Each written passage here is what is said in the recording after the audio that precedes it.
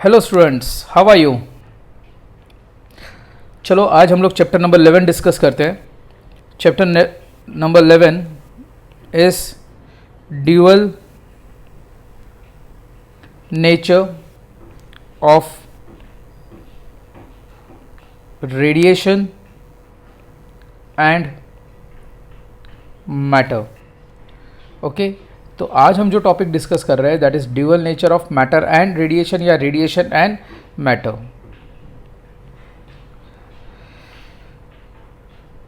ये चैप्टर में बहुत सारे आप नए नए कॉन्सेप्ट पढ़ने वाले हो कि how does the modern physics came into the existence that we are going to discuss. Understood और नॉट? तो चलो, welcome to Pramukh group of education and my YouTube channel physics accelerate. Start करते हैं। 19th सेंचुरी में जब 19th century की बात करें तो सबसे पहले जो मेरे दिमाग में आता है that is nothing other than dash motion of which kind of a particle, material particle. अभी सबको पता है कि जब भी हम मोशन की बात करें तो the one only one thing come in my mind, person come, that is Newton. तो उस टाइम हम ये कंसिडर करते हैं कि जो भी मोशन ऑफ द पार्टिकल की बात करते हैं तो यहाँ पे जितने भी लॉज ऑफ मोशन है वो न्यूटनिया लॉज के थ्रू ही गवर्न होते हैं। येस और नो? तो Newtonian laws govern the what motion of the material particle.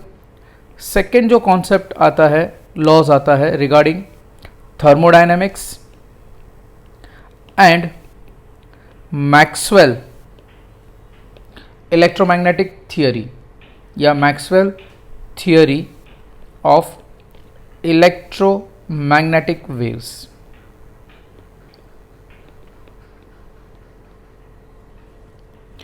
अभी whenever we discuss about this thing, तो this comes on our mind, in our mind that in 19th century almost ये जो भी था ये complete एक package था हमारे लिए, कंप्लीट एंड हम बोल सकते fundamental, complete and fundamental laws of physics.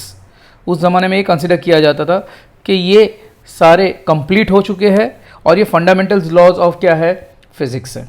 Okay, और ये पूरा का पूरा comes under the heading classical. Is that clear? That is nothing other than classical what, mechanics. Okay, अभी ये जो भी क्लासिकल मैकेनिक्स है वो किससे डील करता है? तो classical mechanics primarily deals with which kind of a phenomenon?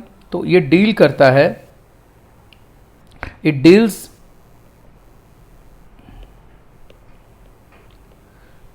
with dash macroscopic phenomenon। किससे डील करता है ये? Macroscopic phenomena. और जो भी क्लासिकल फिजिक्स है वो किस पे रिलाई करता है? तो इट डायरेक्टली कंसर्न, बोल सकता हूँ डायरेक्टली किसके साथ में कंसर्न करता है? मैक्रोस्कोपिक है, मतलब जो भी चीज़ हम देखते हैं, मतलब ऑब्जर्वेबल जितने भी इवेंट्स है या जो भी फिनोमेनन है वो हम देखते हैं और उसको एक्सप्लेन करते हैं।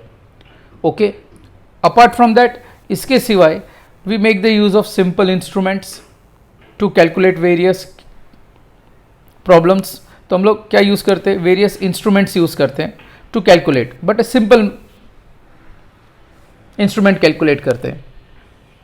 अपार्ट फ्रॉम दैट, जो भी क्लासिकल फिजिक्स का अभी तक आउटकम जो मिला है वो हमारे किसके ऊपर से मिला है? अवर सेंस ऑफ परसेप्शन से ही मिला है। अवर सेंस ऑफ व्हाट, परसेप्शन। अभी परसेप्शन तो आपको पता ही है, जो देख पाते हैं, सुन पाते हैं, एग्जैक्टली टेस्ट कर सकते हैं। वैसे 5 हमारे जो सेंसेस है उसके थ्रू हम पूरे माइक्रोस्कोपिक वर्ल्ड के बारे में डिस्कस कर सकते हैं।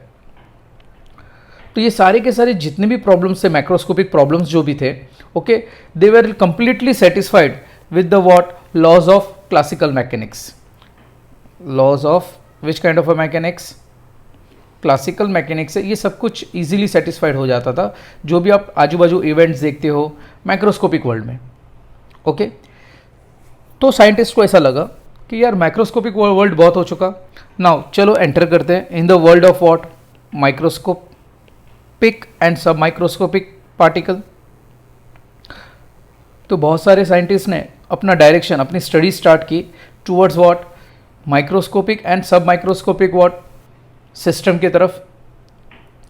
तब उन्होंने ये देखा कि सिंस ये जो भी माइक्रोस्कोपिक या सब माइक्रोस्कोपिक जो भी सिस्टम है वो डायरेक्टली एक्सेसिबल नहीं है, मतलब वो चीज़ को हम, इज़ दैट क्लियर, अपने सेंस ऑफ परसेप्शन से नहीं कर सकते, ना ही वो ऑब्जर्वेबल है या सिंपल इंस्ट्रूमेंट्स के थ्रू हम उसको डिटेक्ट नहीं कर पाते।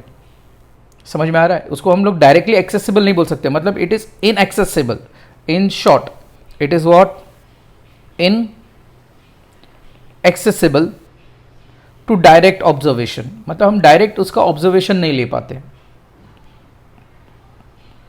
तो it is not direct, it is what, inaccessible to the direct observation. तो बट ऑब्वियसली यहां पे क्यूरियोसिटी जागी। अभी बहुत सारे साइंटिस्ट ने एक्सपेरिमेंट्स कंडक्ट किए, उसमें से कुछ साइंटिस्ट जैसे कि जीन पीर इन 1895 के आसपास, ओके, ये साइंटिस्ट ने एक एक्सपेरिमेंट कंडक्ट किया, okay, and that experiment is nothing other than study of influence of electric field. Word क्या यूज कर रहा हूं मैं? उन्होंने क्वेश्चन एक्सपेरिमेंट किया, study of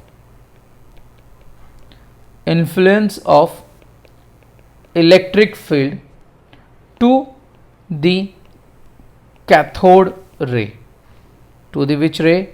cathode rays, okay. Second experiment जो डिनोट किया गया दैट वाज, आपको पता होगा कि आपने रुदरफोर्ड एक्सपेरिमेंट पढ़ा था, येस और नो? तो atom consist of what, proton, electron and neutron. तो उस जमाने में एक फंडामेंटल पार्टिकल जो उन्होंने फाइंड आउट किया that was nothing other than what, electron, okay. अभी इलेक्ट्रॉन को डिस्कवर्ड होने के बाद में it was suggested that it is nothing other than what, negatively charged fundamental particle. Answer is yes. तो उसके ऊपर से one of the scientist came forward that was J Thomson. किसकी बात कर रहा हूं मैं? J Thomson. और उन्होंने द रेशियो फाइंड आउट किया to the E by M, and the ratio की वैल्यू थी 1.756 into 10 to the power 11 coulomb kg inverse. ये किसने फाइंड आउट किया? जे थॉमसन ने। किसने फाइंड आउट किया? ये जे थॉमसन ने। The ratio of what, charge to the mass.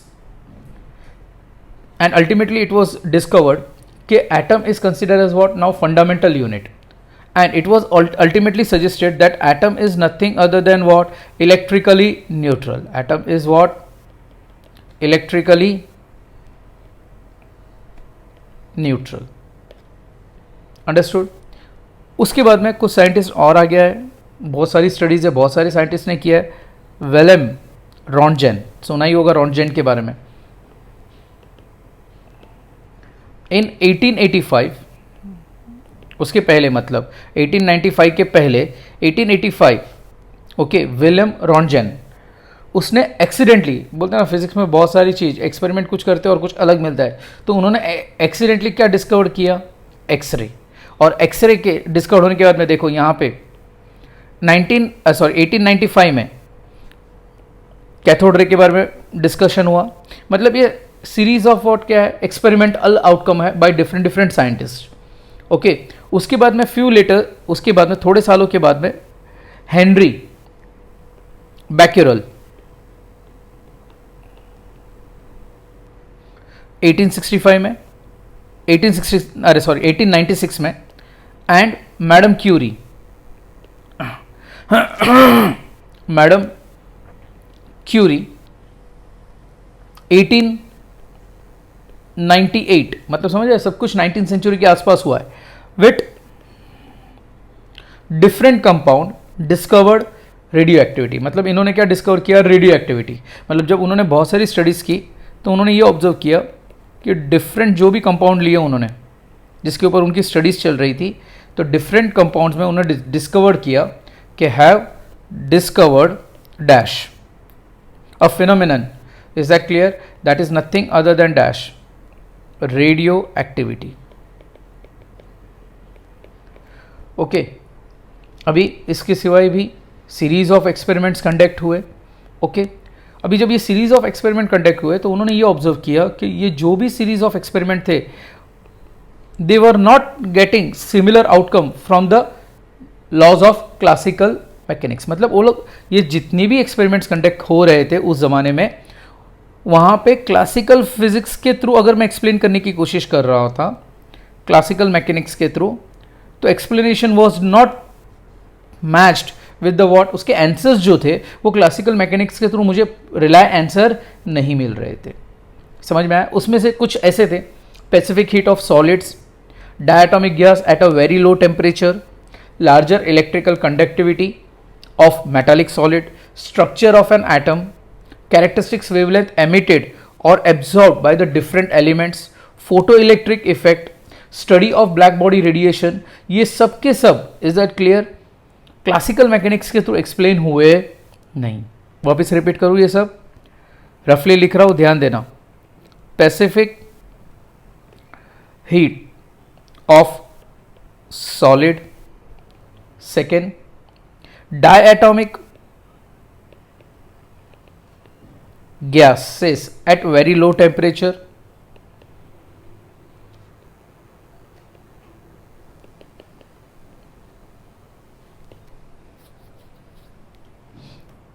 characteristics structure of an atom भी आप कंसिडर कर लो, क्योंकि वहाँ से ही हम एटम्स के बारे में डिटेल में पढ़ेंगे.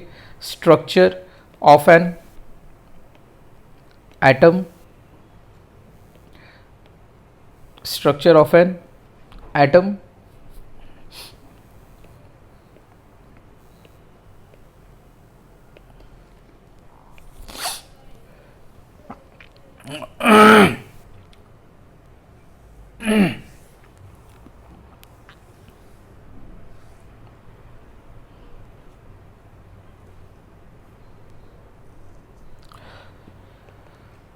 larger conductivities, larger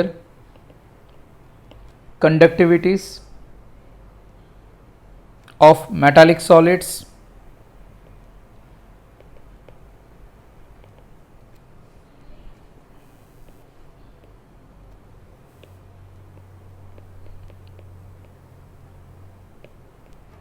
सॉरी आज थोड़ी तबीयत डाउन है, इसके लिए हैंड राइटिंग भी अच्छी नहीं आ रही है. Larger conductivity of metallic solids, इसके सिवाय structure of an atom, characteristics of wavelength, characteristics of wavelength, emitted और एब्जॉर्ब्ड, एमिटेड और absorbed by different elements,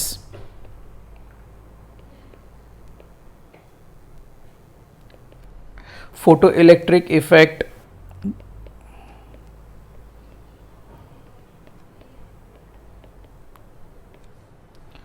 study of black body radiation,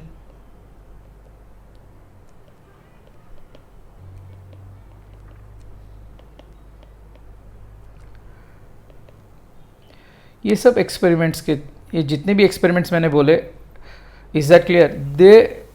उन्होंने ये देखा कि अगर क्लासिकल मैकेनिक्स के थ्रू इसको सॉल्व करने की कोशिश की गई, ओके, तो उन्होंने ये ऑब्जर्व किया कि classical mechanics was not in the position to explain all this condition.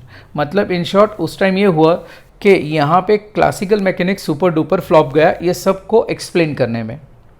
मतलब बट ऑब्वियस है कि जब ये चीज़ सुपर डुपर फ्लॉप गई, मतलब there is a new thinking, revolutionary ideas आने चाहिए कि अगर ये सेटिस्फाइड नहीं हो रहा है तो कुछ ना कुछ मिसिंग हो रहा है माइक्रोस्कोपिक वर्ल्ड में, तो उसको किस तरह कॉम्पेंसेट करके आगे फर्दर, ओके, साइंटिस्ट ने किस तरह इसके आंसर देने की कोशिश की, that we are going to discuss and that give rise to a new physics that is nothing other than what, modern physics. Hope so यहाँ तक थोड़ा बहुत समझ में आया. अब ये किस तरह का हिस्टोरिकल चेंजेस हुए, why they came to the conclusion कि यहाँ पे क्लासिकल फिजिक्स हेल्पफुल नहीं है. ओके, तो उन्होंने जो एक्सपेरिमेंट कंडक्ट किया था, आपने 11th में सुना था, ब्लैक बॉडी रेडिएशन के बारे में सुना था? Answer is yes.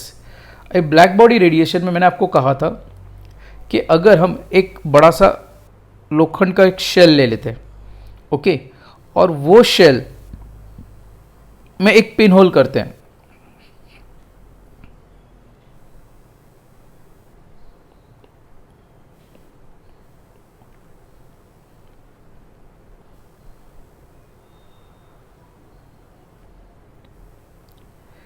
यहाँ पे एक पिन होल दिया, ओके, और यहाँ पे एग्जैक्ट एलिवेटेड पोर्शन रखा, and this was whole rough surface. Inside कैसा सरफेस था? रफ सरफेस था, if you remember, okay, and it was dash. इसको हमने किस तरह ये किया था, कोट किया था, if you remember, lamp black सूत.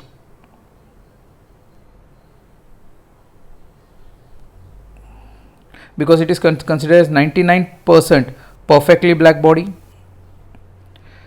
अभी जब एक्सपेरिमेंट कंडक्ट किया गया तो उन्होंने क्या किया, इसको ब्लैक बॉडी रेडिएशन क्यों बोलते हैं? तो बट ऑब्वियस इसको इन्होंने यूनिफॉर्मली क्या किया, हीट किया. इसको यूनिफॉर्मली क्या किया, इन्होंने हीटअप किया, and up to the surprise उनको ये पता चला कि इसमें से डिफरेंट टाइप्स की फ्रीक्वेंसी के वेव्स एमिट होना स्टार्ट हुए. Different frequency.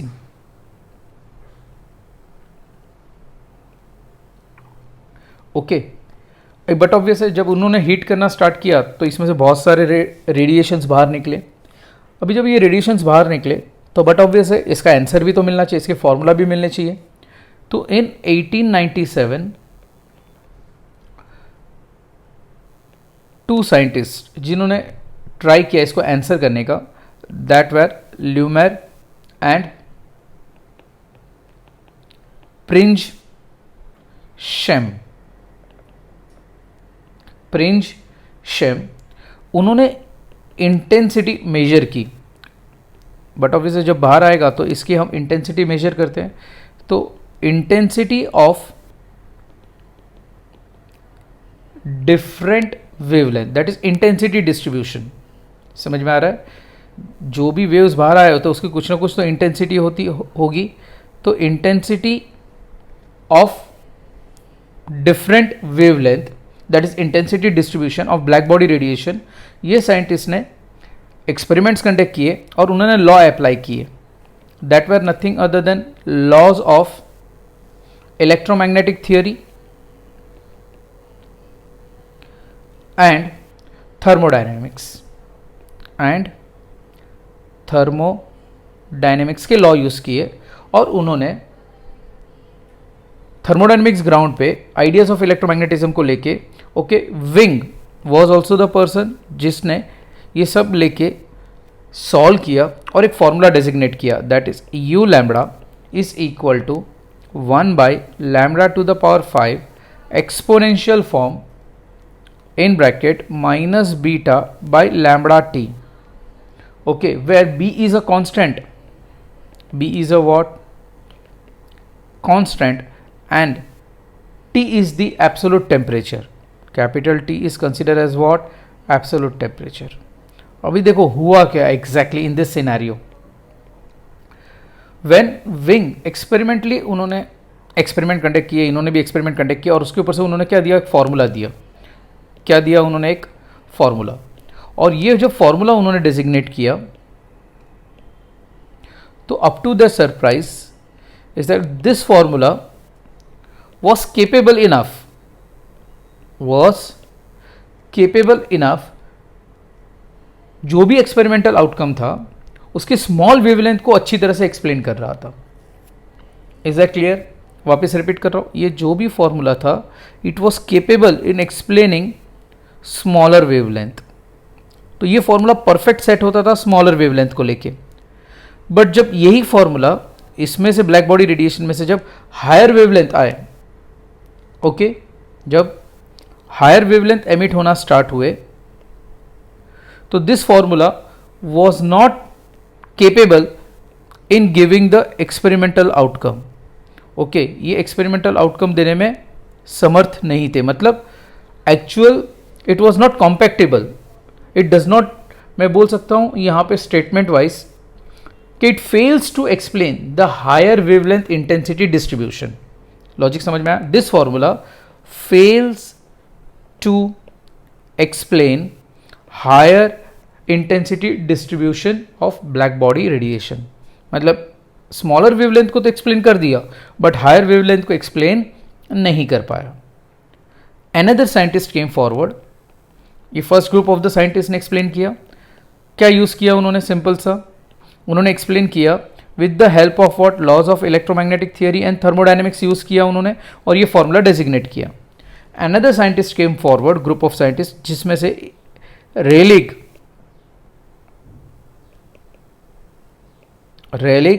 एंड जीन ने क्या मेथड अप्लाई किया?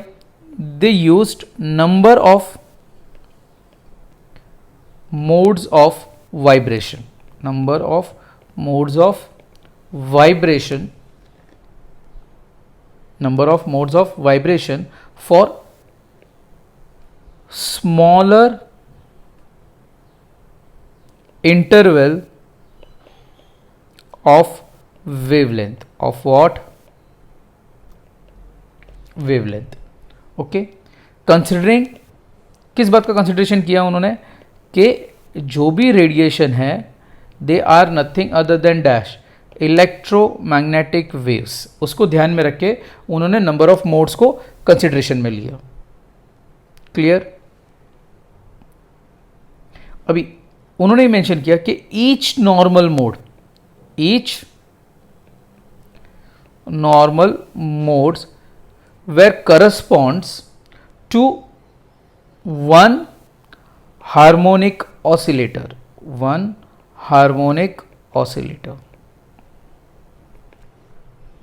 ओके। एंड उन्होंने मेंशन किया कि जब भी कोई भी ऑसिलेटर ऑसिलेट करता है तो उसके पास डिग्री ऑफ फ्रीडम होता है। तो एस मैं मेंशन कर सकता हूं कि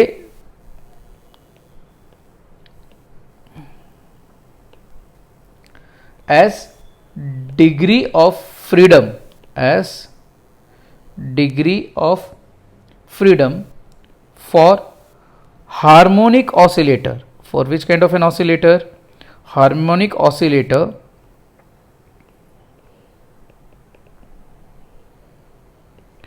is 2, is how much?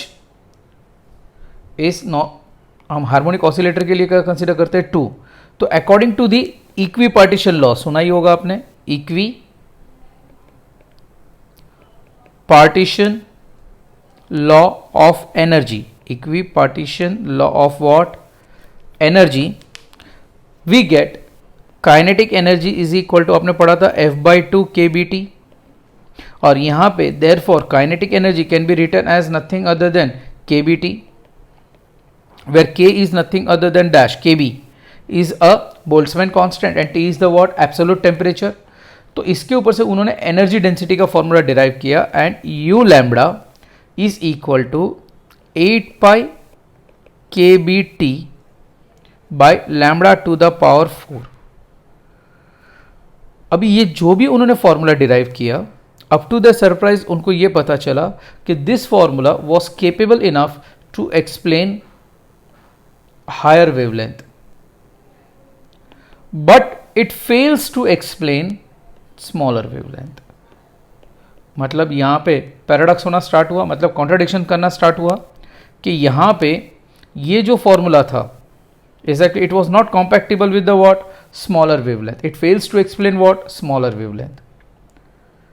तो बट ऑब्वियस है, एक एक्सपेरिमेंट, इज दैट क्लियर? और कितने फॉर्मूलाज? स्मॉलर वेवलेंथ के लिए ये फॉर्मूला राइट है, बट हायर वेवलेंथ ये फॉर्मूला फेल्स टू एक्सप्लेन। ये एक्सपेरिमेंट, ये थियोरेटिकल लिया इन्होंने, फॉर्मूला सब्स्टिट्यूशन किया, तो ये जो उनको भी मिला formula, it was capable in explaining what? Higher wavelength, but it fails to explain what? Smaller wavelength. Now बच्चों ये सोचो कि अगर एक ही एक्सपेरिमेंट है और उसमें से ही स्मॉलर वेवलेंथ और हायर वेवलेंथ निकल रहे बाहर, ओके, वही सेम एक्सपेरिमेंट में से, तो मुझे बताओ इसके फॉर्मूलाज कितने होने चाहिए? एक होने चाहिए कि दो होने चाहिए? तो बट ऑब्वियस है 1 and only 1। मतलब यहाँ पे जब ऐसा कंडीशन आया तो ब्लैक बॉडी रेडिएशन में जितने भी एटम्स किए गए based on thermodynamics, electromagnetic theory, okay, सबका सब क्या हुआ? फेल हो गया। Is that clear? तो whatever atoms which were made through thermodynamics and electromagnetic theory,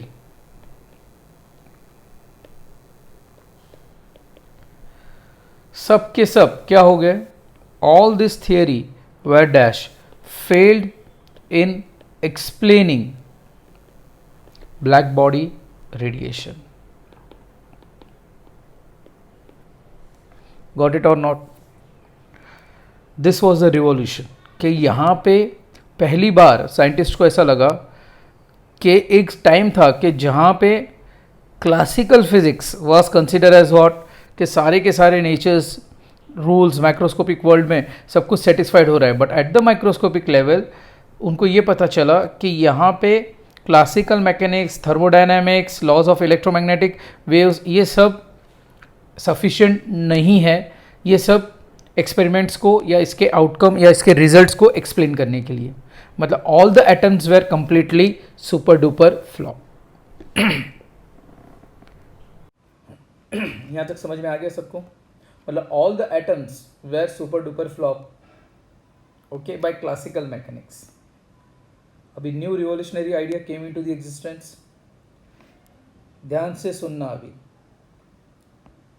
in 1900, okay, one person, Max Planck, okay, at Academic of Science in Berlin, उन्होंने कुछ suggestion दिया. एक्सेलेंट सजेशन था उनका, सुनना. उन्होंने कहा, मैं स्टेटमेंट लिख रहा हूं पूरा.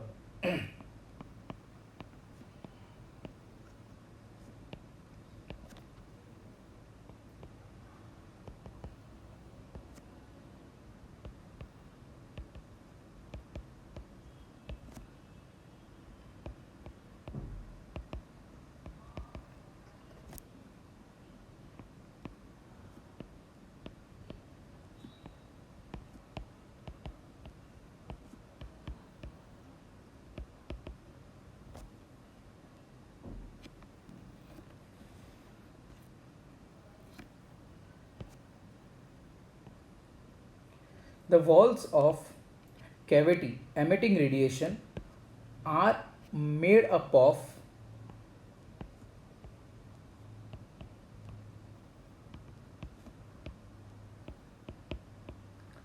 electric dipoles, okay, according to their temperature,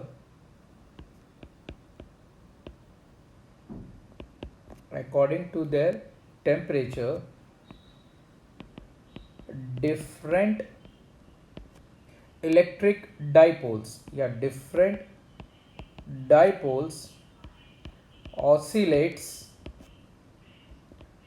with different frequency. With what? Different frequency, and emit radiations of frequency equal to frequency of their oscillation. Got it or not? So यहाँ पे statement हमें क्या मिला कि flank ने simple सा एक statement दिया कि the laws of cavity emitting radiation are made up of dash electric dipoles. According to their temperature, different dipoles oscillate with different frequency and emit radiation of all the frequency equal to the frequency of what? Their oscillation. अभी simple सा अगर मैं ये mention करता हूँ जिसको नहीं समझ में आया, सपोज मेरे पास डाइपोल है और यहाँ पे एक दूसरा डाइपोल है. अभी बट ऑब्वियसली ये ऑसिलेट करेगा about it mean position 2 and 4, वैसे ये भी ऑसिलेट करेगा अबाउट 2 and 4. अभी सपोज मान के लो उन्होंने कहा कि यहाँ पे ये जो भी डाइपोल है, ये फर्स्ट डाइपोल और ये सेकेंड डाइपोल, सपोज इसका टेम्परेचर 300 केल्विन है, तो जब ये ऑसिलेट करेगा तो इसमें से एक वेव जनरेट होगा, इलेक्ट्रोमैग्नेटिक वेव्स की।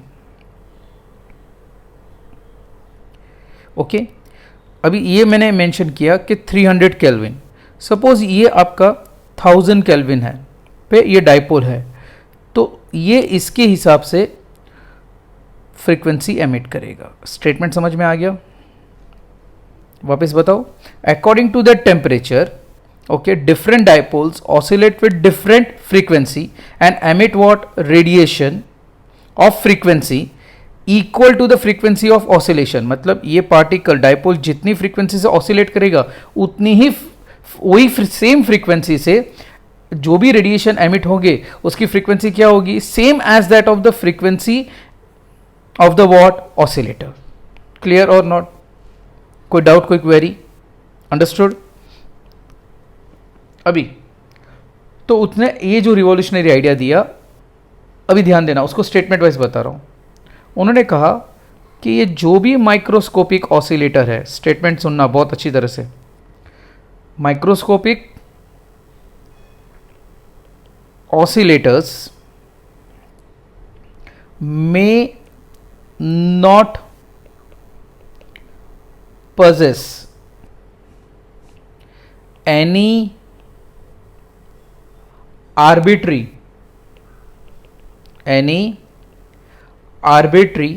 energy allowed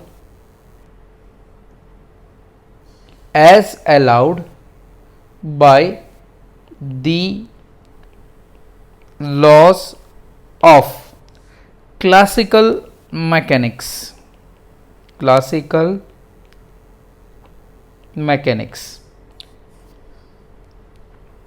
If the vibrational frequency of such a microscopic oscillator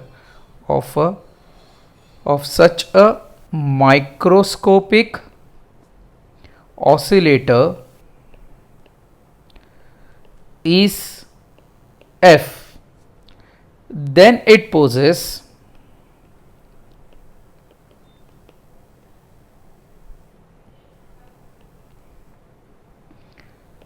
energy equal to, that is nothing other than E is equal to NHF। मतलब उन्होंने कहा कि ये जो भी एनर्जी है ऑसिलेटर की, it directly depends on what? Frequency. And इसकी वैल्यू उन्होंने बताई, E is equal to which value? NHF, where n is an integral multiple 1, 2, 3, 4, 5, 6, so on। समझ में आया यहाँ पे? अभी जिसको भी नहीं समझ में आया उनके लिए एक सिंपल सा स्टेटमेंट देता हूँ, ध्यान देना।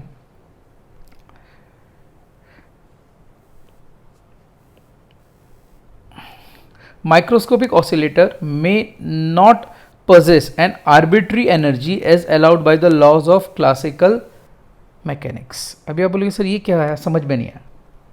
उन्होंने जो कॉन्ट्राडिक्ट स्टेटमेंट दिया, what was that contradict statement? If the vibrational frequency of such microscopic oscillator is F, then the energy possessed will be nothing other than E is equal to NHF। तो contradiction कहाँ पे हुआ? तो थोड़ा सा मैं आपको डिटेल में बता देता हूँ। ऑसिलेटर की बात करूँ तो simple pendulum can be consider, आपने पढ़ा ही है SHM, यस और नो? तो इफ़ यू रिमेंबर वहाँ पे पढ़ा था आपने energy is equal to half KA², याद है? तो this is nothing other than classical physics में हमने ये कहा था कि हमारे पास जो भी SHO है, simple harmonic oscillator which is performing simple harmonic motion, okay, तो उसका एनर्जी कितना है? E is equal to which value? Half KA²। जबकि यहाँ पे फ्लैंक ने कहा कि एनर्जी जो है is equal to which value? NHF। अभी आप बोले सर दोनों में कॉन्ट्राडिक्शन कहाँ पे हुआ? यहाँ पे आप देख रहे हो कि energy is directly proportionate to which value, amplitude square. तो according to the classical physics यहाँ पे जो भी ऑसिलेटर है ओके वो directly proportionate to what, amplitude square. इसका मतलब ये हुआ कि अगर सपोज मेरे पास कोई एक ऑब्जेक्ट है और वो ऑसिलेट कर रहा है अबाउट इट मेन पोजीशन, तो बट ऑब्वियसली जब वो ऑसिलेशन करेगा about it main position 2 and 4, तो एनर्जी का जो डिक्रीज होगा ना वो कैसे डिक्रीज होता है। सपोज एम्पलीट्यूड पहले केस में कितना था 10, तो यहाँ पे भी 10 आएगा। बाद में धीरे धीरे इसकी एनर्जी कम होती जाएगी, मतलब जैसे जैसे एम्पलीट्यूड कम होगा वैसे वैसे इसकी एनर्जी कम होगी। तो इन जनरल मैं ये बोल सकता हूँ ओवरऑल कि सपोज पहले ऑसिलेट कर रहा है एम्पलीट्यूड 10 से, बाद में सीधा 9 नहीं आएगा, it will start oscillating with a value of how much, 10 के बाद में 9.99 से, 9.8 से, सपोज अप्रॉक्सीमेटली बता रहा हूँ, 9.7 से, 9.6 से एंड सो ऑन। मतलब इसका जो भी एम्पलीट्यूड होगा it will go on damping, मतलब ऐसे डिक्रीज होते जाएगा। मतलब it depends on what amplitude, और ये जो भी एम्पलीट्यूड होगा वो डायरेक्टली कैसे, डायरेक्ट 8 to 9 नहीं होगा, 9 to 8 नहीं होगा, तो वो धीरे धीरे कम होते जाएगा। जबकि फ्लैंक ने ये कहा कि at a microscopic level the microscopic oscillator जो है वो एम्पलीट्यूड पे नहीं, वो किस पे डिपेंड करता है, फ्रीक्वेंसी पे डिपेंड करता है। और वो इंटीग्रल मल्टीपल में भी, इंटीग्रल मल्टीपल मतलब क्या, अगर मेरे पास माइक्रोस्कोपिक ऑसिलेटर है तो it will not behave as a what, macroscopic oscillator. जैसे मैंने कहा वो ये कहता है यहाँ पे कि ये जो भी ऑसिलेटर है माइक्रोस्कोपिक वर्ल्ड पे ओके तो वो इंटीग्रल मल्टीपल में होगा। अगर सपोज 10 है उसके पास, तो 10 के बाद में वो अगर लूज करेगा, जैसे यहाँ पे लूज करता है एम्पलीट्यूड, एनर्जी लूज करेगा, तो 10 से सीधा 9.99 पे नहीं जाएगा, वो 9.99 पे जाएगा, 9.8 पे जाएगा, 9.7 पे जाएगा, 9.6 पे जाएगा। मतलब इस तरह एनर्जी डिक्रीज होती है। बट यहाँ पे उन्होंने ये कहा, रिवोल्यूशनरी आइडिया ये दिया कि at a microscopic level the microscopic जो भी ऑसिलेटर्स होंगे ओके वो जो है ऑसिलेट जब करेंगे आइदर 10 से ऑसिलेट करेंगे, या तो 9 से करेंगे, या तो फिर 8 से करेंगे, या तो फिर 7 से करेंगे। मतलब 8 से 10 के और 9 के बीच में कोई भी डेसिमल वाली वैल्यूज नहीं होगी। ऐसा नहीं होगा 9.8, 9.9। मतलब अगर वो लूज करेगा तो in the form of whole number. समझ में आ रहा है? एग्जैक्टली। तो इन शॉर्ट फ्रैक्शन के फॉर्म में नहीं होगा। कौन से फॉर्म में नहीं होगा? फ्रैक्शन के फॉर्म में नहीं होगा। मतलब जो भी एनर्जी होगी of an oscillator, either it will be in the form of HF, either will be in the form of 2HF, either it will be in the form of 3HF, either it will be in the form of what, NHF। is that clear? कभी भी इसकी value ऐसी नहीं होगी 0.1 HF या 0.2 HF या 2.3 HF, ऐसे कभी भी एनर्जी उसकी होगी नहीं। वेदर अभी यही सेम थिंग क्लासिकल मैकेनिक्स को इसने कॉन्ट्राडिक्ट किया, क्योंकि क्लासिकल मैकेनिक्स में एनर्जी जो डिक्रीज होगी वो कैसी होगी, 10 के बाद में डायरेक्ट 9 नहीं होगा, 9.9, 9.7, 9.6 एंड सो ऑन। तो यहाँ अपार्ट फ्रॉम दैट ये एम्पलीट्यूड पे डिपेंड करता है, जबकि इन्होंने कहा कि माइक्रोस्कोपिक ऑसिलेटर जो है वो किस पे डिपेंड करता है, इट डिपेंड्स ऑन फ्रीक्वेंसी। और इतना ही नहीं, उन्होंने उसका कांस्टेंट फाइंड आउट किया, that is nothing other than h, that he named as Planck constant, that is 6.625 into 10 to the power minus 34 joule second. So ultimately the energy at a microscopic level of a microscopic oscillator is given by E is equal to NHF. Got it or not? अभी ये revolutionary idea था। Is that clear और not? दिमाग में कुछ गया कि नहीं गया? ओके। अपार्ट फ्रॉम दैट उन्होंने ये मेंशन किया कि जो HF लिया उन्होंने उसको ऐसा दिया कि छोटे छोटे बंडल्स है। कैसा है? छोटे छोटे बंडल्स, छोटे छोटे पैकेट्स है। पैकेट्स मतलब क्या है? पैकेट्स ही नेम्ड दैट ये क्वांटम ऑफ एनर्जी है। क्वांटम ऑफ क्या है? एनर्जी। और ये quantum of energy known as what? Photon. Known as what? Photon. दिमाग में कुछ गया? So ultimately the very first time, is that clear, in the history of physics energy was quantised. Energy को हमने क्या किया? यहाँ पे क्वांटासाइज्ड किया। तो यहाँ पे क्या हुआ? Quantisation of energy, that is E is equal to which value? NHF। Got it और not? Apart from that, based on hypothesis of what? Planck. Okay, that is emission of spectral emissive power of black body radiation. Spectral emissive power for a PBB perfectly black body, उन्होंने लिखा WF is equal to 2πf² by c² into HF upon e⁻ HF बाय KBT -1। ये formula exactly derive हुआ where c is the speed of light in a vacuum, T is the absolute temperature and K is a what? Boltzmann constant. Okay, तो ये जब सारी value solve की गई, substitute किया गया, तो अप टू देयर सरप्राइज उनको ये पता चला कि ब्लैक बॉडी रेडिएशन जो था, okay, that was this formula was successful in explaining both the wavelength, that is for the smaller wavelength and for the what longer wave, that is higher wavelength। दिमाग में गया? तो जो classical mechanics का जो failure हुआ ना, वो एक छोटी सी वैल्यू के वजह से हुआ, और वो छोटी सी वैल्यू कौन सी है? क्लासिकल मैकेनिक्स जो फेल हुआ वो कौन सी छोटी सी वैल्यू की वजह से फेल हुआ? HF के वजह से। इज दैट क्लियर और नॉट? कोई डाउट, कोई क्वेरी? तो इन शॉर्ट बहुत ही छोटी सी वैल्यू, मतलब इन शॉर्ट HF नहीं बोल सकता हूँ, H बोलूंगा, that to nothing other than H। H is nothing other than Planck constant, और वो फ्लैंक कांस्टेंट की वैल्यू कितनी है? देखो, whether it is very very large और very very very small,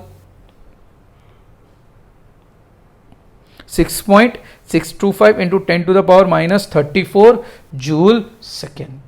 got it और नॉट? चलो फिर आगे कंटिन्यू करते हैं with the next topic.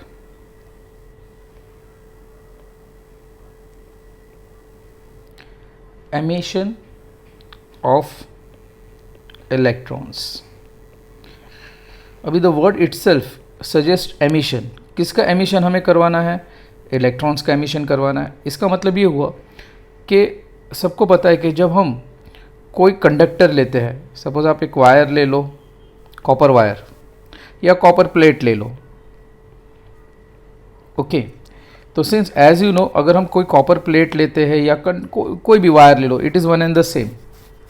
Everybody know कि इसमें फ्री इलेक्ट्रॉन्स होते हैं, तो दे आर रैंडमली ओरिएंटेड, ये यहाँ वहाँ दे मूव, यस और no, because they are free electrons. अभी इसको हम भले फ्री इलेक्ट्रॉन्स बोल रहे हैं, but whether this free electrons are in the position to come outside the conductor, तो आंसर इज नो। तो हमने ये डिस्कस किया कि कभी भी अगर हम कोई कंडक्टिंग वायर लेते हैं तो it consist of large numbers of what? Free electrons, and they are moving here and there within the cubic lattice, okay, but they are not free to come outside the what? Conductor. क्यों नहीं होता है? तो उसका reason है, reason बहुत simple है, क्योंकि जब ये इलेक्ट्रॉन यहाँ पे आता है, when it comes to the boundary, it is act upon by a very strong attractive force from the innermost, क्योंकि यहाँ पे बट ऑब्वियस है पॉजिटिव चार्जेस होंगे, क्योंकि कॉपर है तो अंदर पॉजिटिव चार्जेस होंगे। तो ये पॉजिटिव चार्जेस क्या करता है? ये इलेक्ट्रॉन पे अट्रैक्टिव फोर्स अप्लाई करता है, so that it get dragged once again inside. Other way round मैं ये स्टेटमेंट बोल सकता हूँ कि when ever I say that जो भी इलेक्ट्रॉन है, okay, they cannot cross this potential barrier. This free electrons are not in the position to cross this potential barrier due to the attractive force, they once again get dragged towards inward direction। मतलब उस वापस कहाँ पे आएंगे? अंदर आएंगे। उनके पास sufficient amount of energy नहीं है so that they can cross this potential barrier। Is that clear? अभी but obvious ये पॉइंट आपको समझ में आ गया। Though it is called as free electrons, but they are not free to move outside the conductor, they are free to move within the what? Conductor। मतलब क्यों होता है? तो मैंने उसका रीज़न बता दिया। They face a strong attractive force from inside, apart from that they cannot cross the potential barrier because they do not possess sufficient amount of energy. अभी क्वेश्चन अराइजेज हियर कि ये इलेक्ट्रॉन को अगर बाहर आना है, ओके, तो उसके पहले मैं आपको एक सिंपल सा टॉपिक पढ़ाता हूँ। कभी ग्रेविटेशन चैप्टर पढ़ा था आपने स्टैंडर्ड 11th में। इफ यू रिमेंबर, अगर ये पार्टिकल है, दैट इज ऑब्जेक्ट है, ये ऑब्जेक्ट को अगर अर्थ से फ्री होना है, अर्थ की ग्रेविटेशनल एनर्जी से फ्री होना है, इज दैट क्लियर, तो उसको खुद को क्या करना पड़ेगा, certain minimum amount of energy provide करनी पड़ेगी सो that it can cross this earth gravitational field और नॉट। Answer is yes. तो सेम रूल यहाँ पे है कि ये पॉजिटिव है और ये क्या आपका इलेक्ट्रॉन है, तो ये इलेक्ट्रॉन को अगर पोटेंशियल बैरियर को क्रॉस करना है, ओके, अट्रैक्टिव फोर्स को क्रॉस करना है, तो उसको कुछ ना कुछ मिनिमम अमाउंट ऑफ एनर्जी चाहिए। ये बात समझ में आ गया। तो स्टार्ट करते इसके कुछ स्टेटमेंट से, जैसे कि मैं बोल सकता हूं इस तरह, if I want to bring an electron out some minimum amount of energy must be supplied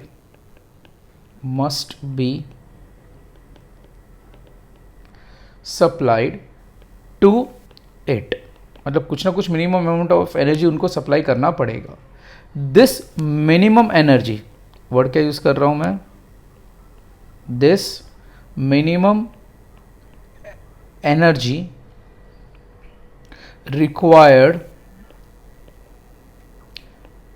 to get emission of an electron is known as work function। इसको हम क्या कहते हैं, work function, that is nothing other than which value, phi not.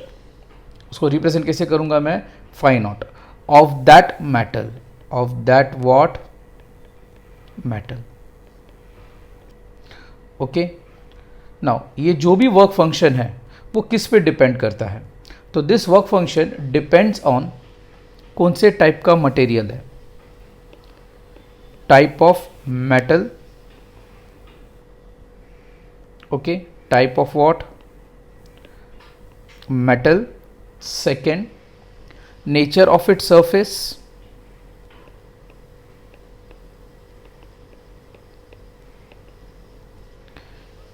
third, its temperature।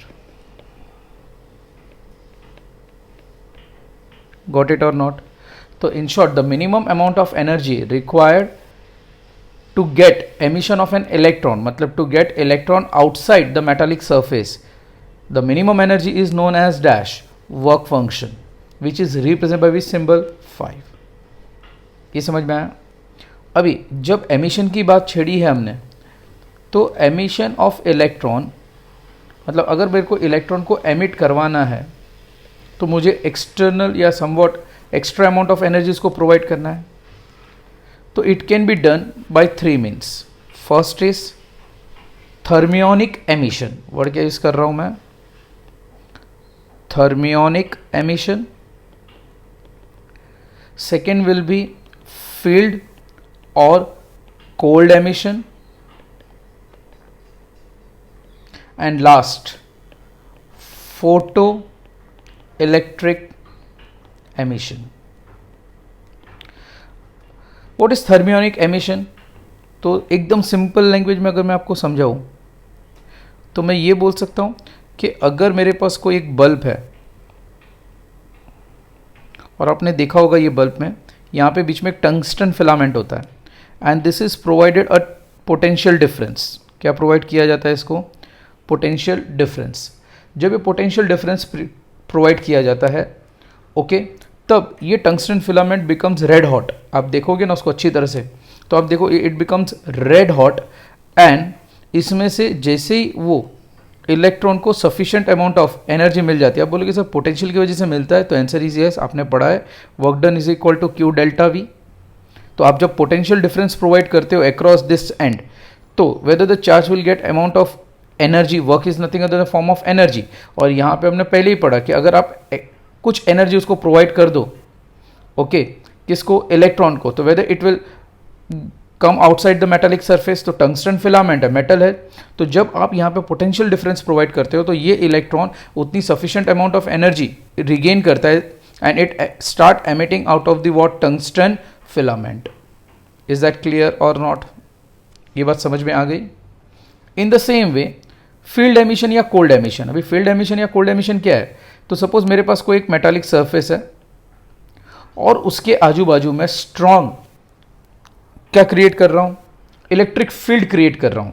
अभी strong electric field मतलब suppose of order of 10 to the power 8 volt metre inverse का मैंने क्या प्रोवाइड किया, स्ट्रॉन्ग इलेक्ट्रिक फील्ड एग्जर्ट किया इसके ऊपर, समझ रहे हो? तो आप ये ऑब्जर्व करोगे कि इसमें जो भी इलेक्ट्रॉन्स होंगे due to this it will come outside.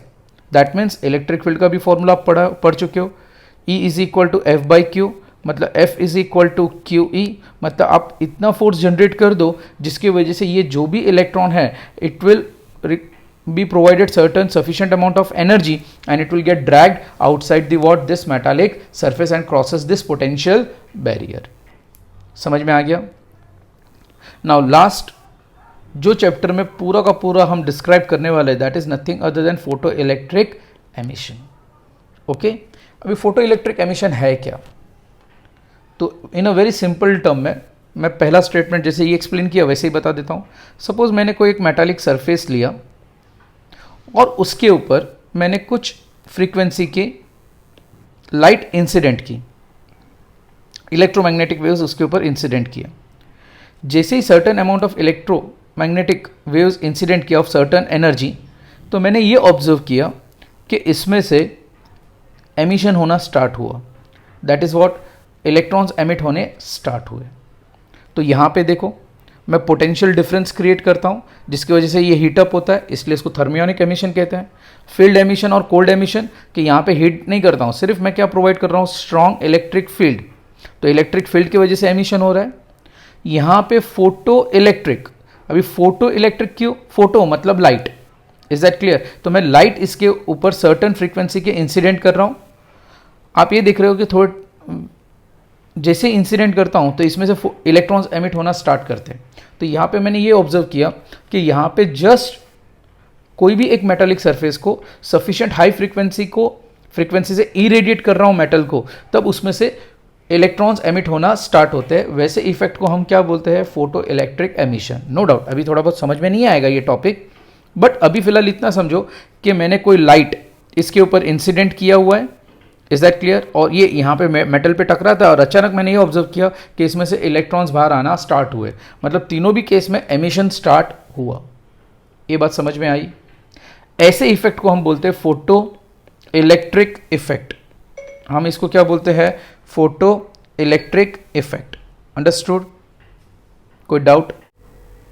ये चैप्टर का मेन कॉन्सेप्ट आप जो डिस्कस करोगे that is related to your what, photo electric emission.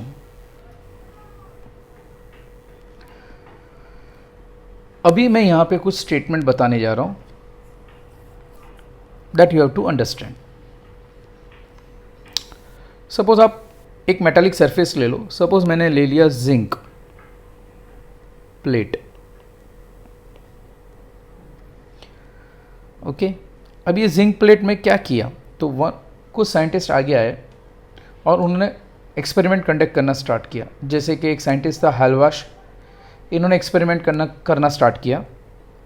मैं ये experiment which was conducted bye hall watch, okay. अभी उन्होंने एक्सपेरिमेंट में क्या कंडक्ट किया, चलो वो देखते हैं। अभी इसके पहले मैं एक छोटा सा पॉइंट बता देता हूँ।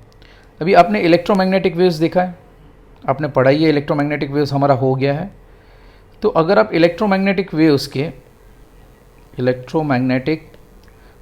अगर आप टेबल पे चले जाते हो तो टेबल पे आप देखोगे कि हमारे पास बहुत सारे लाइट्स के अलग अलग डिफरेंट फ्रीक्वेंसी होती है, जैसे कि gamma rays, X rays, short radio waves, long radio waves, ये आपने पढ़ा हुआ है, येस और नो? तो they will having different frequency and different wavelength. मेरा टारगेट आज क्या है? फ्रीक्वेंसी से रिलेटेड। तो आप एक काम करना कि ये चैप्टर में चले जाना, और ये चैप्टर में जाने के बाद में वो फ्रीक्वेंसी को देखना कि सर्टन डिफरेंट लाइट वेव्स की जो फ्रीक्वेंसी दी गई है, ओके, तो वो फ्रीक्वेंसी पर्टिकुलर अलग अलग विजिबल लाइट है, शॉर्ट रेडियो वेव्स है, लॉन्ग रेडियो, हर एक की फ्रीक्वेंसी क्या होती है? डिफरेंट होती है। इज दैट क्लियर और नॉट? अभी वही चीज़ मैं यहाँ पे यूटिलाइज करने वाला हूँ। सपोज मेरे पास जिंक प्लेट है, तो हेल्वर्स ने एक एक्सपेरिमेंट कंडक्ट किया। उन्होंने 3 आइडेंटिकल मेटल प्लेट्स लिए जिंक के,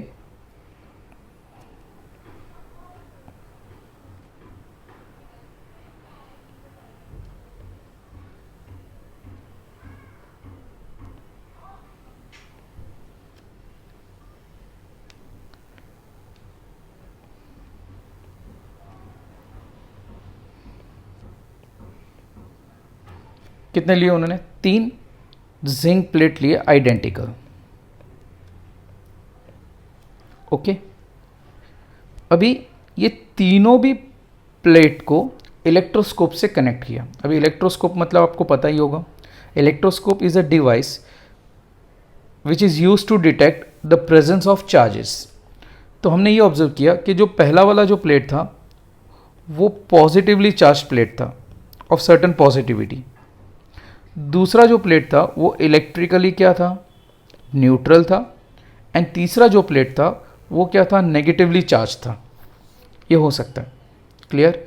तो जब मैंने इनिशियल एक्सपेरिमेंट उन्होंने कंडक्ट किया तो उन्होंने ये ऑब्जर्व किया कि यहाँ पे पहला प्लेट पॉजिटिवली चार्ज था, सेकेंड प्लेट उन्होंने इलेक्ट्रिकली न्यूट्रल लिया, और तीसरा जो प्लेट था वो नेगेटिवली चार्ज लिया। बट ऑब्वियस है, पॉजिटिवली चार्ज का मतलब क्या होता है? इलेक्ट्रॉन्स कम होना, और नेगेटिवली चार्ज मतलब इलेक्ट्रॉन्स ज़्यादा होना।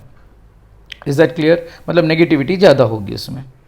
तो ये पूरा का पूरा प्लेट क्या था? पॉजिटिवली चार्ज था। ये प्लेट कैसा था? Negatively charge. और ये क्या था? Electrically neutral. इसके ऊपर उन्होंने इरेडिएट किया with certain high frequency light. Laser gun देखा है कभी? यस। तो इसके ऊपर उन्होंने लेज़र गन, आप मान के लो, आपकी सिंप्लिसिटी के लिए मैं बोल रहा हूँ, लाइट इंसिडेंट किया। इसके ऊपर क्या इंसिडेंट किया? लाइट इंसिडेंट किया।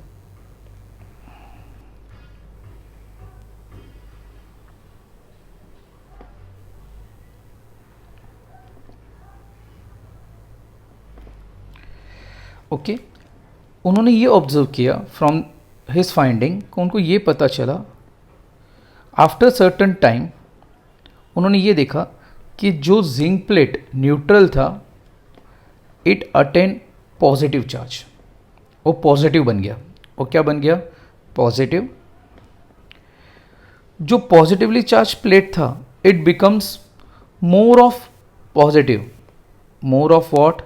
पॉजिटिव। अभी ये कब पॉसिबल है? तो बट ऑब्वियस है, बचपन से हम लोग एक चीज़ सीखते आ रहे हैं, Na। when Na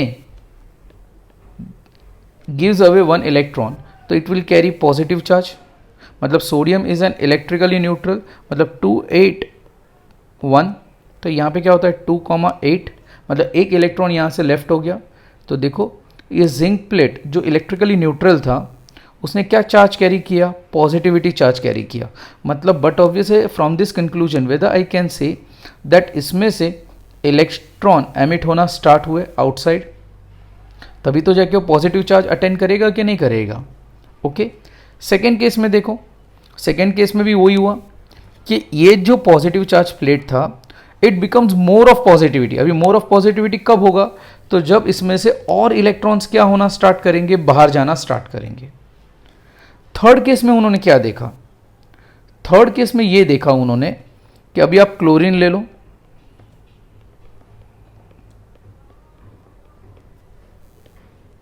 अगर आप क्लोरीन लेते हो तो it accept the electron and it becomes more of negative.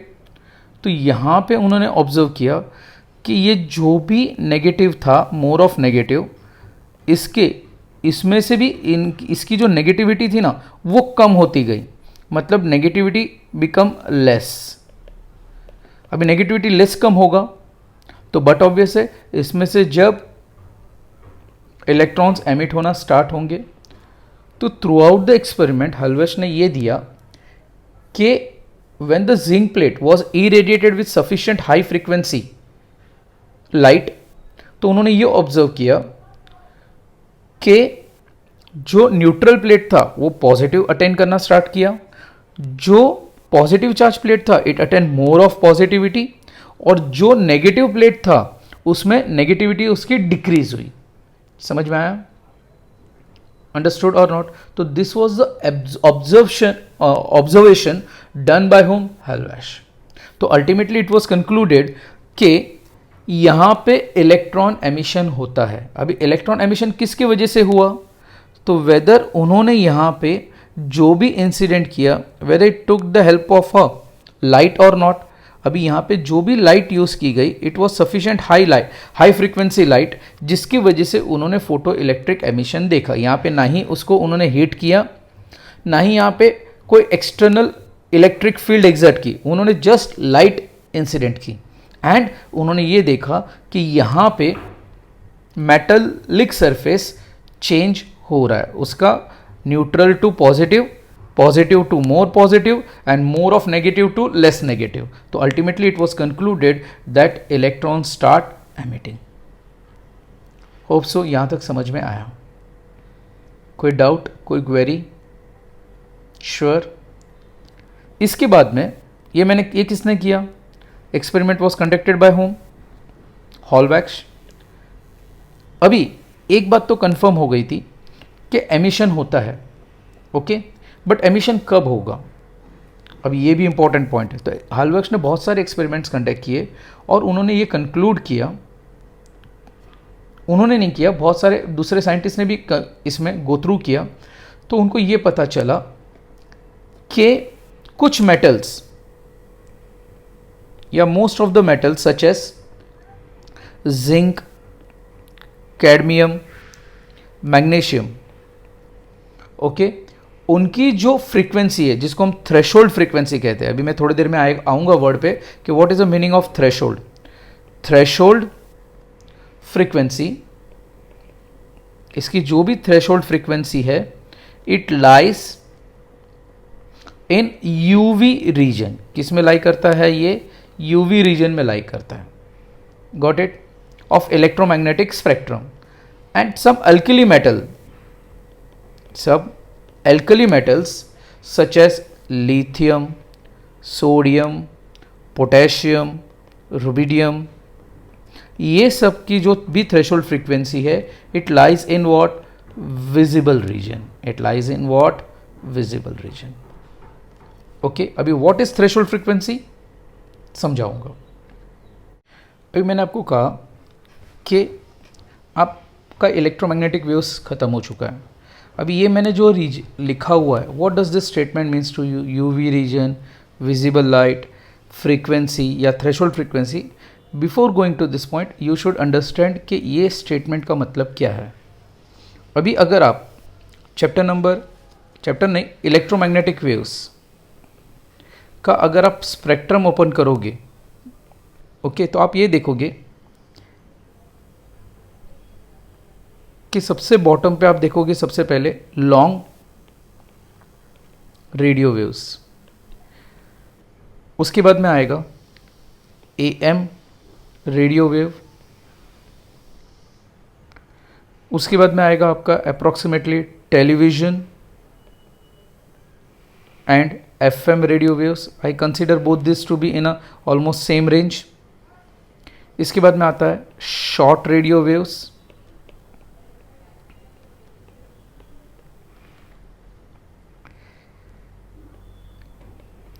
Microwaves,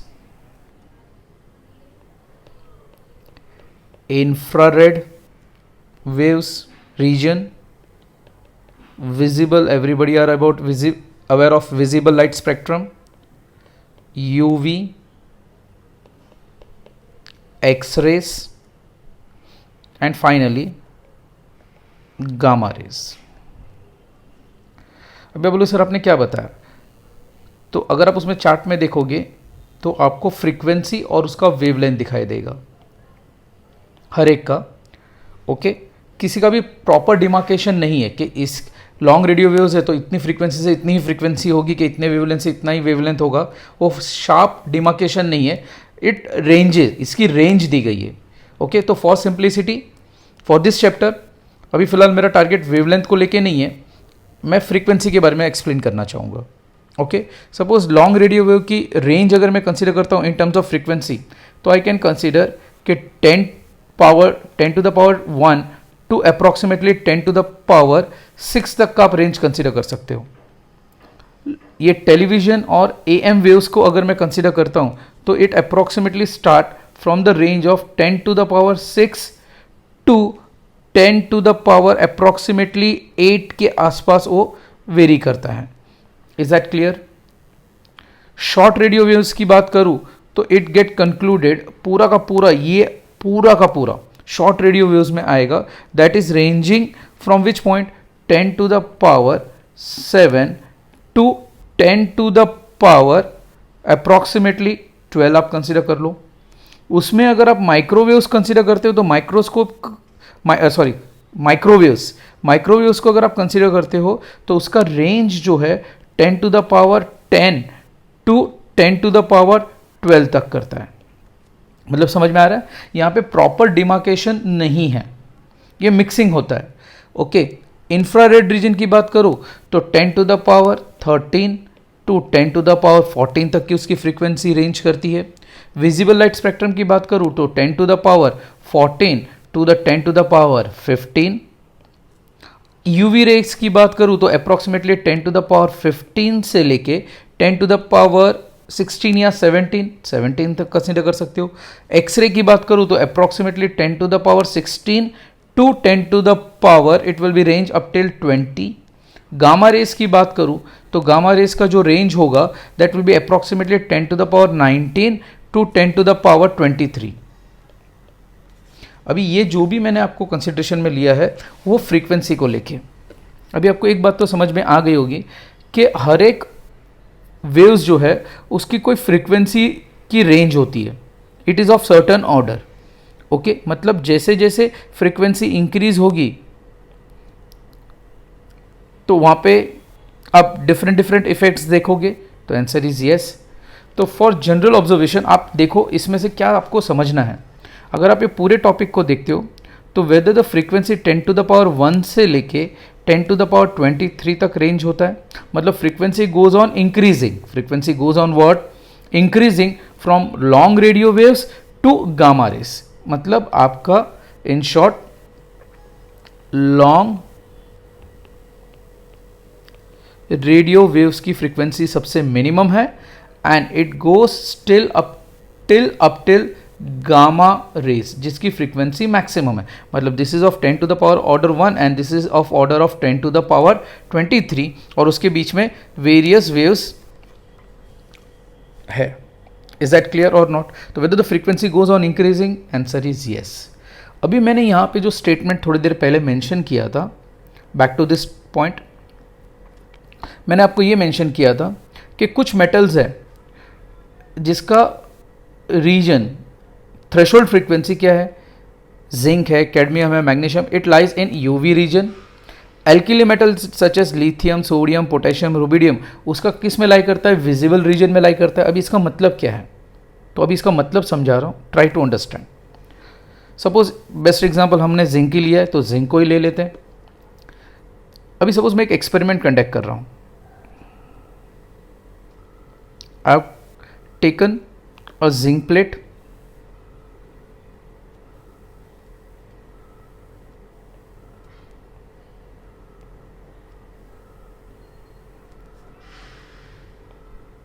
and it is connected with an electroscope. Okay, and अभी मैंने जो जिंक प्लेट लिया है वो electrically neutral for simple experiment. Okay, अभी मैं इस पे ये बात का ध्यान रख रहा हूं, now this zinc plate is irradiated with different frequency. Different frequency मतलब I will start with what, long radio waves. Okay, मैं स्टार्ट कहां से कर रहा हूं, लॉन्ग रेडियो वेव से स्टार्ट करूंगा। तो सबसे पहले जब मैंने जिंक प्लेट को इलेक्ट्रोस्कोप से कनेक्ट किया तो it is electrically neutral and this plate is irradiated. I have started with different different frequency. Okay, अभी ये जो है that is nothing other then, पहली बार इसके ऊपर मैं क्या इंसिडेंट कर रहा हूं, long radio wave, frequency of long radio wave incident किया मैंने। इसके बाद में मैंने डायरेक्टली बता रहा हूं short radio waves,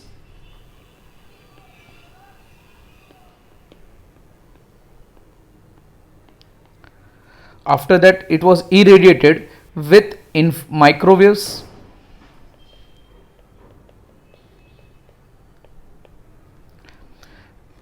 after that infrared, after that visible UV rays, X ray and gamma ray. सबको समझ में आ रहा है मैं क्या स्टेटमेंट दे रहा हूं आपको? मतलब इन शॉर्ट मैं ये मेंशन कर रहा हूं आपको कि this zinc plate was irradiated by a different frequency of electromagnetic waves. तो जब मैंने ये ऑब्जर्व किया कि जब मैंने पहले लॉन्ग रेडियो वेव इंसिडेंट किया तो जिंक प्लेट की न्यूट्रलिटी ऐसी की ऐसी रही, क्योंकि मैंने इसको कनेक्ट किया था with an electroscope. It was in turn connected with what, electroscope. किसके साथ में कनेक्ट किया था इसको मैंने? इलेक्ट्रोस्कोप के साथ में कनेक्ट किया था। तो मैंने ये ऑब्जर्व किया कि यहाँ पे जिंक प्लेट की न्यूट्रलिटी कोई चेंज हुई नहीं। मैंने शॉर्ट रेडियो वेव्स इंसिडेंट किया तो भी कुछ नहीं हुआ। ओके, उसके बाद मैंने ये ऑब्जर्व किया माइक्रोवेव इंसिडेंट किया तो भी कुछ नहीं, infrared nothing has happen, visible nothing has happen. जैसे ही मैंने अल्ट्रा वायलेट रीजन का रे इसके ऊपर इंसिडेंट किया, मैंने ऑब्जर्व किया कि दिस न्यूट्रल प्लेट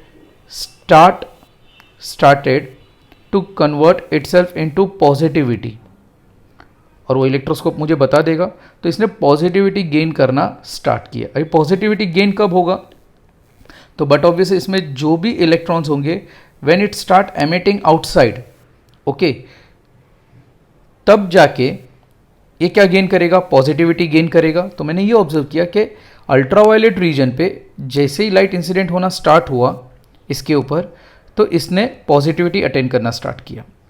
इसके बाद मैंने ये ऑब्जर्व किया कि मैंने और इसके ऊपर दूसरा कौन सा इंसिडेंट किया? एक्सरे, गामा रे, तो भी इसकी पॉजिटिविटी क्या हुई? इंक्रीज हुई, वैसे के वैसे रही।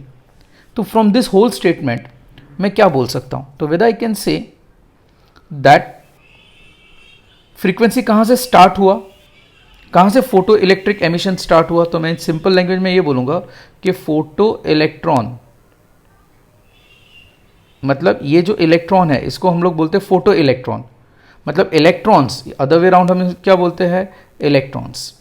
इलेक्ट्रॉन्स कब एमिट होना स्टार्ट हुआ? When UV rays was incident. अच्छा, विजिबल लाइट इंसिडेंट किया तब हुआ? तो आंसर इज नो। मतलब it started it photo electric effect from a frequency of what? UV rays. अच्छा, जब गामा रेज इंसिडेंट किया तो भी इफेक्ट तो वही था, इलेक्ट्रॉन्स एमिट होने स्टार्ट हुए। गामा रेज में भी सेम थिंग हुआ, एक्सरे में भी सेम थिंग हुआ, गामा रेज में भी सेम थिंग हुआ। मतलब इन शॉर्ट मैं ये बोल सकता हूँ कि ये frequency of ultra violet region से ही एमिट होना स्टार्ट हुआ। अभी इसकी फ्रीक्वेंसी देखो, the frequency of UV, frequency of X ray and frequency of gamma. तो मैं ये बोल सकता हूँ, ये सपोज F1, ये F2, F3, तीनों भी केस में मैंने ये बता चुका हूँ कि F1 की frequency is less than, F2 is less than which value? F3, क्योंकि as you go upward its frequency goes on what? Increasing. Yes और नो? येस। तो मिनिमम फ्रीक्वेंसी कौन सी हुई उसमें? तो whether I can state that this is nothing other than dash your minimum frequency at which the photoelectric emission took place or not? Yes, ये जो frequency है, the minimum frequency at which photoelectric effect has been observed is known as threshold frequency. समझ में आया मैंने जो बोला? It is known as which frequency? Threshold frequency. और ये थ्रेशोल्ड फ्रीक्वेंसी को अभी से हम डेजिग्नेट करते हैं F0 से। किससे डेजिग्नेट करते हैं? F0। होप सो ये पूरा टॉपिक आपको समझ में आया। ओके तो मतलब इन शॉर्ट मैं ये बोल सकता हूँ कि फ्रीक्वेंसी ग्रेटर देन और इक्वल टू थ्रेशोल्ड फ्रीक्वेंसी होगा on a metallic surface, then only यहाँ पे फोटो इलेक्ट्रिक इफेक्ट होगा, मतलब इलेक्ट्रॉन एमिशन होगा। तो answer is yes. Photo electric effect कब ऑब्जर्व होगा? When the frequency is greater than और equal to what? Threshold frequency. But अगर मैंने ये बोला कि frequency is less than threshold frequency, तो वेदर फोटो इलेक्ट्रिक इफेक्ट होगा, मतलब एमिशन ऑफ फोटो इलेक्ट्रॉन्स होगा, तो आंसर इज नो। तो मैं इन शॉर्ट ये बोल सकता हूँ कि photo electric emission, that is emission of electrons, takes place only when the frequency is greater than or equal to what? Threshold frequency, then only the emission will take place. Hope so समझ में आ गया? Yes और no? मतलब ये जो भी आगे के जो भी वेव्स थे, सपोज ये इसको आप f1 डैश ले लो, f2 dash, f3 dash, f4 dash, f5 dash, आपने एमिशन कहाँ पे देखा? At this level. Is that clear? तो ये सारी वैल्यू किससे लेस है? f1 से लेस है। गॉट इट और नॉट? तो इसके लिए मैं f1 को बोल सकता हूँ कि f1 for the zinc plate, is that clear, is a threshold frequency. तो अगर थ्रेशोल्ड फ्रीक्वेंसी से अगर कम होगा तो एमिशन ऑफ फोटो इलेक्ट्रॉन्स नहीं होगा। If the frequency is greater than और इक्वल टू थ्रेशोल्ड फ्रीक्वेंसी, तो फोटो इलेक्ट्रिक एमिशन होगा और होगा। ओके तो जब एक्सपेरिमेंट्स बहुत सारे कंडक्ट किए विद डिफरेंट मेटल्स, तो साइंटिस्ट केम अक्रॉस और उनको ये पता चला कि मेटल्स, कुछ metal, it depends upon the type of the metal, तो उन्होंने ये ऑब्जर्व किया कि कुछ मेटल्स जो है such as zinc, cadmium, magnesium, उसकी जो थ्रेशोल्ड फ्रीक्वेंसी है that is nothing other than F not, it lie in the region of which one? UV reason.